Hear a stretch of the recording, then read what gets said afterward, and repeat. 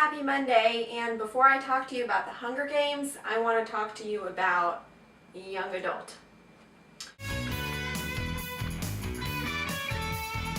I read the Hunger Games last week and I greatly enjoyed it. I actually read Catching Fire last week also, and I'm on Mockingjay right now. And I will talk to you about those in a little while, but right now I want to talk about the young adult genre in general. I feel like in the last 5 to 8 years or so, young adult kind of underwent a renaissance, and the quality of young adult fiction has greatly improved. When I was the target age to read it, I kind of got gypped, and the books that I read gave me kind of an overall opinion of young adult that up until like the last 2 years or so, I still had the same opinion that young adult is great for like 14, 15-year-olds, but past that, young adult isn't really appropriate for adults to read. Obviously, since then I've gotten past that. And I just want to bring up some of the past young adult to show you how bad it used to be. And of course, no discussion of young adult books of the 90s can be complete without discussing Sweet Valley. These books are partially hilarious because of the covers. This one says 99 cents and sink sweepstakes inside.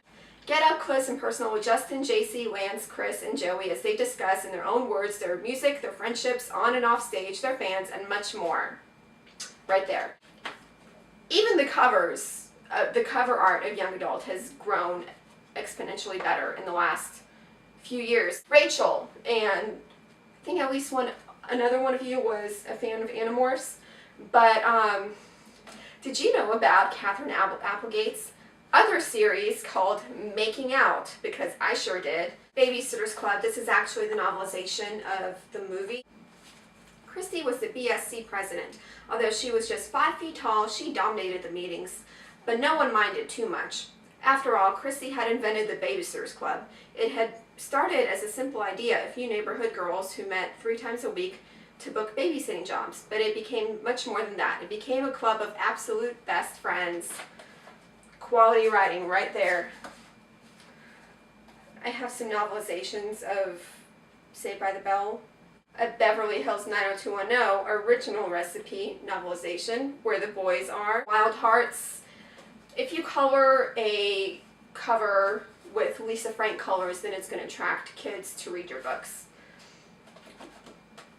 Wild Hearts, Hot Winter Nights. I can't really read these books anymore except for a laugh because they're so, to me, horribly written. They're not really that bad, but they're bad compared to quality literature. But to me, at this point, young adult literature can also be considered quality literature. And that brings me to Hunger Games, which there are just a few things that bother me.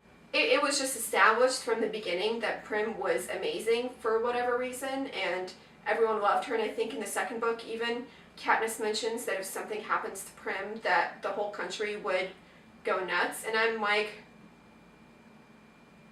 why? What's so special about Prim? It's almost like Prim is a Mary Sue, but she's a minor character. Maybe because the story is told in first person. Obviously, we relate to Katniss, we care about Katniss, and it's hard for me to see the importance of Prim when Katniss is the person that we're looking after, or the person that we really care about. I wonder if other readers have this problem with Prim. The series as a whole has been really fantastic, and I've enjoyed it quite a bit. Today's word of the day is quality, because I've used quality quite a bit. So use that word in the comments, and Tara will pick her favorite tomorrow. In the meantime, it's time for dice, and I will do a challenge this week. My challenge is for you to act out your favorite piece of dialogue from your favorite book, or one of your favorite books. So let's find out who gets to do that. That's 2, that's Tara. So you get to act out some dialogue from your favorite book, or one of your favorite books. So enjoy that, I'm sure you will. Oh, by the way, yourpants.org is a thing now, so if you're on yourpants.org, I'm going to put a link down to my profile so we can be friends, and if you haven't made a profile, then you should go do that. Why haven't you done that yet? So yeah, I'll see you on Your Pants, and I will see you next Monday, and Tara, I'll see you tomorrow. Bye.